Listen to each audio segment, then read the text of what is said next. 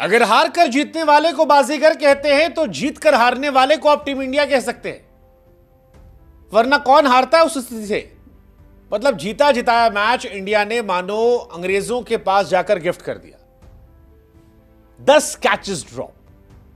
आपके दोनों prime bowler जो सबसे ज्यादा एक्सपीरियंस हैं वो दूसरी पारी में एक विकेट नहीं निकाल पाते, और जो विकेट निकालते हैं वो ऐसा लगता है कि वनडे मैच खेले थे।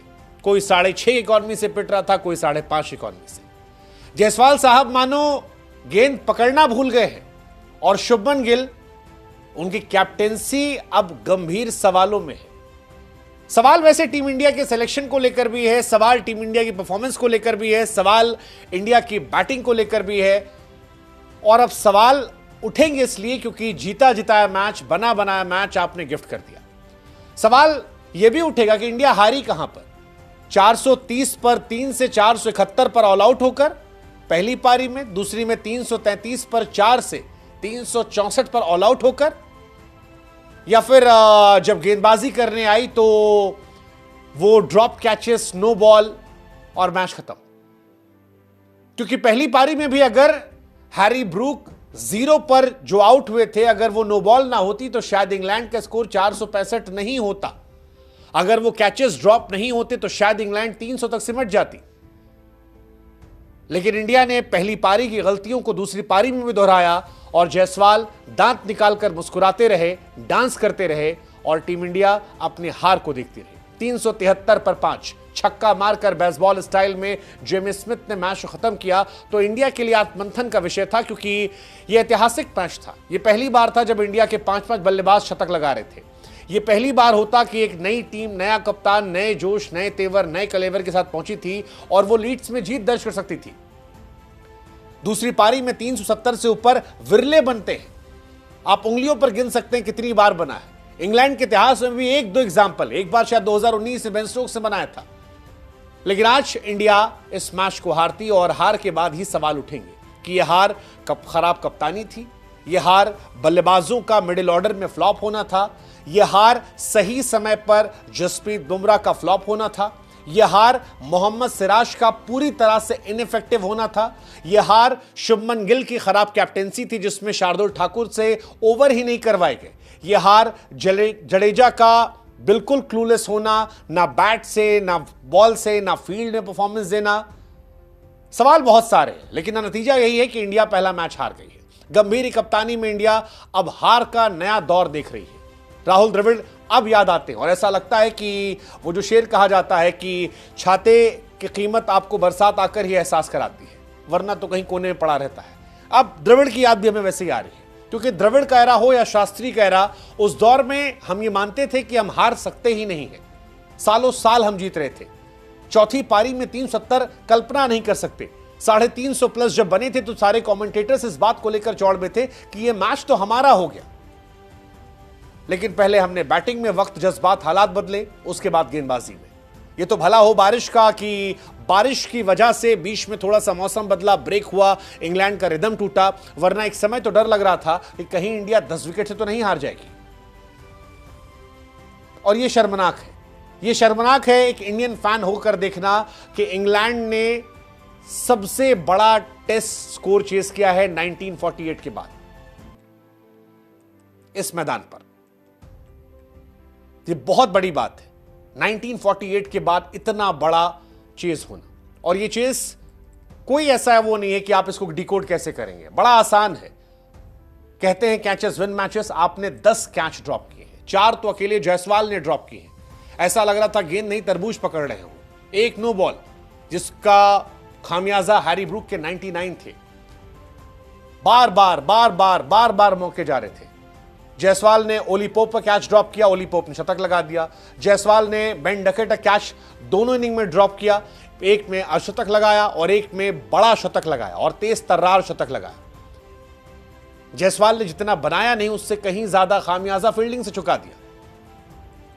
मतलब वो केएल राहुल की क्लास, ऋषभ पंत की शानदार बल्लेबाजी, वो सारी चीजें इसलिए खराब हो गई क्योंकि जायसवाल साहब कैच पर कैच ड्रॉप कर रहे थे। इंग्लैंड की क्रिकेट की अगर आप हिस्ट्री में देखेंगे सबसे बड़े चेजेस, तो इससे पहले 378 चेज किया था उन्होंने 2022 में, और इस बार ये है 373। और शुभमन गिल पर भी सवाल होंगे। शुभमन गिल जितना एग्रेशन स्लिप से दिखा रहे थे, अगर उसका आधा भी अपनी कैप्टेंसी में बुद्धि लगाते तो शायद चीजें इतनी गड़बड़ नहीं होती। 6 रिव्यू लेते हैं और 6 के 6 खराब रिव्यूज होते हैं। पहले मैच की पहली पारी में केवल शार्दुल ठाकुर से 6 ओवर करवाते, जबकि दुनिया इस बात को जानती है कि शार्दुल ठाकुर एक विकेट टेकिंग बॉलर है। आप जडेजा से 24 ओवर करा रहे हैं, ये जानते हुए कि इंग्लैंड के भी स्पिन गेंदबाज जो है विकेट नहीं निकाल पा रहे थे। जडेजा को आप पार्ट टाइम यूज करते वहां पर जहां पर आपके तेज गेंदबाज थक रहे होते, लेकिन आपने वहां उन्हें प्रीमियम बॉलर के तौर पर इस्तेमाल किया। शार्दुल ठाकुर जिन्हें आप प्रीमियम बॉलर लेकर गए थे, उनका आपने इस्तेमाल ही नहीं किया। प्रसिद्ध कृष्णा पिटते ही जा रहे थे, और सिराज क्या ही कहा जाए। डीएसपी सिराज किस तरह से खेल रहे हैं समझ से परे। अगर आप इंडिया के प्रीमियम बॉलर होकर विकेटलेस जा रहे हैं तो यह सोचने वाली बात है। चलिए, बुमराह पर आप इतने सवाल नहीं करेंगे, बुमराह ने आपको बहुत सारे मैचेस जिताए, बट सिराज इनइफेक्टिव हो रहे हैं और यह इंडिया के लिए परेशानी की बात है। टीम इंडिया दुनिया की पहली टीम बन गई है जिसने 5 टेस्ट सेंचुरीज लगाने के बावजूद मैच हार गई। जायसवाल के 101, राहुल के 131, गिल का 147, ऋषभ पंत के 134, 118। उसके बाद हमारे और गंभीर एरा में आप हारने के आदी बन चुके हैं। अगर आप आखिरी के 9 टेस्ट मैच देखेंगे तो आप हारे हैं, फिर हारे हैं, फिर एक मैच आप जीते थे जिसमें बुमराह कप्तान बने थे पर्थ में, उसके बाद फिर हारे हैं, फिर एक ड्रॉ हुआ, फिर हारे। पहली बार ऐसा हुआ कि गंभीर साहब के आने के बाद वर्ल्ड टेस्ट चैंपियनशिप के फाइनल में हम नहीं गए। न्यूजीलैंड ने जो कुछ हमारे साथ किया था वो हम अभी भी उसके सदमे में हैं। आपने सारे एक्सपेरिमेंट करवा लिया, आपने अश्विन को टीम से निकलवा दिया, आपने विराट को निकलवा दिया, आपने रोहित को निकलवा दिया। चलिए, अच्छी बात है, लेकिन फिर कहानी वही कि लड़े तो जीते, नाम सरदार का, हारे तो भी सवाल सरदार पर ही। अगर क्रेडिट गंभीर का तो सवाल किस पर? शुभमन की पहली सीरीज है, बॉर्डर गवास्कर हम बुरी तरह हारे थे, हम फाइनल नहीं खेल पाए। उससे पहले जैसा भी था हम फाइनल खेलते थे। यह शर्मनाक है और यह दुखद है, और इसके सवाल पूछे जाएंगे कि किस पर यह इल्जाम डाला जाए, कौन है टीम इंडिया में जो बोझ के तौर पर है। ये सवाल उठेंगे। विराट कोहली के दौर में 58% मैचेस हम जीते थे, रोहित शर्मा के दौर में भी ये ठीक था, बट डिक्लाइन आया था 45% के आसपास, लेकिन अब वो गिरावट आ रही है।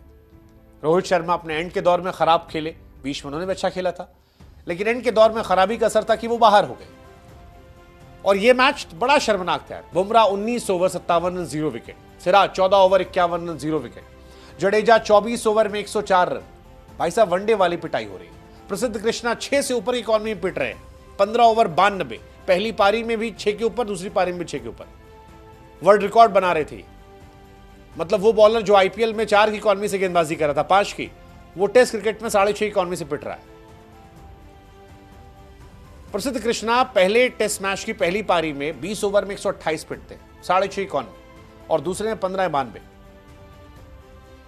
अब समझ नहीं आ रहा कि प्रसिद्ध कृष्णा ये भूल गए कि टेस्ट मैच चल रहा है, या उन्हें लगता है कि 6 की इकॉनमी से जैसे T20 में अच्छी बॉलिंग थी वैसे ही खिलाते रहिए। बट ये दुखद है। दुखद ये भी है कि साई सुदर्शन और करुण नायर को मौके मिले, दोनों इस मैच में इनइफेक्टिव रहे। करुण नायर ने भी इस मौके का लाभ नहीं उठाया, साई सुदर्शन ने उठाया, और एक ये भी बड़ी वजह थी कि इतने अच्छी शुरुआत के बावजूद इंडिया फ्लॉप हो गई। शार्दुल ठाकुर जडेजा के बल्ले से रन नहीं निकले, 30-40 रन पर आप 6 विकेट 7 विकेट गंवाए, और इंग्लैंड ने मौके का फायदा उठाया। बेन डकेट कैचेस ड्रॉप हुए, बट जबरदस्त पारी, 149 रन की पारी। जायसवाल साहब को सोचना चाहिए, वो जो बेसबॉल एरा वो कह रहे थे वही उन्होंने खेला। और कई बार लगता है कि बेन डकेट काफी अंडररेटेड है, हर जगह परफॉर्मेंस दे रहे, टेस्ट हो, ओडीआई हो, T20 हो।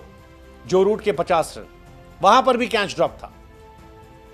49 रन पर भी स्लिप में कैच ड्रॉप था। स्लिप पे तो इंडिया फील्डिंग करना भूल ही गई। ऐसा लग रहा है कि वो जो दौर था जब रहाणे, विराट, रोहित ये लोग कैच पकड़ते थे, उस एरा में जाकर वापस उनको बुलाकर फील्डिंग करवाना पड़ेगा, क्योंकि जो ये फील्डिंग हो रही है इस फील्डिंग से आप मैच जीतेंगे। आप टेस्ट क्रिकेट में इतने कैचेस ड्रॉप करेंगे तो फिर क्या होगा।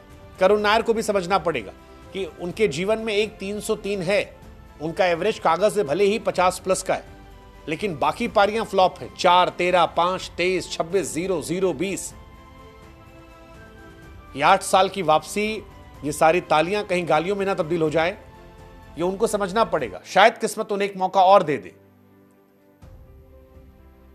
लेकिन सवाल उठेगा, सवाल गंभीर पर भी उठेगा, क्योंकि जब आपके पास वो गेंदबाज जो अच्छी गेंदबाजी करे थे, अंशुल कंबोज का नाम याद आ रहा है, काफी सवाल उठे थे, और आप उन्हें ड्रॉप करते हैं, अपने खिलाड़ियों को खिलाते हैं, फेवरेट टीम ले जाते हैं, और उसके बाद अगर वो टीम नहीं जीतती है, अगर जीत जाए तो शायद ये सवाल ना उठते, लेकिन अगर वो नहीं जीत रही है तो आपकी मनमानी को लेकर सवाल उठाए जाएंगे। सवाल ये गेंदबाजी कौन करेगा, आप किसे ड्रॉप करोगे? सिराज को ड्रॉप करके हर्षित? क्या सिराज को खिलाओगे? सिराज ने जितना ध्यान अपने लुक पर दिया है, अगर वो उतना गेंदबाजी पर दे देते तो शायद इंडिया की कहानी पलट जाती। डिसअपॉइंटिंग हार है, डिसअपॉइंटिंग हार है। You feel bad for KL Rahul, you feel bad for Rishabh Pant. दोनों पारियों में इतनी जबरदस्त पारी, ऋषभ पंत ने क्या शानदार पारी खेली थी, इंग्लैंड को धुआं धुआं कर दिया था, लेकिन उसके बावजूद हमने ये मैच गंवा दिया। लगातार हम मैचेस हारते जा रहे हैं। It's very disappointing. ऑस्ट्रेलिया में हारना, उसके बाहर हारना, और ये जीता हुआ मैच हारना। ये वो मैच है 370 प्लस, जब इतिहास में कहीं 1-2 बार बनते हैं। आप खुद सोचिए, 1948 के बाद पहली बार इंग्लैंड यहां पर इतना बड़ा स्कोर चेज करती है।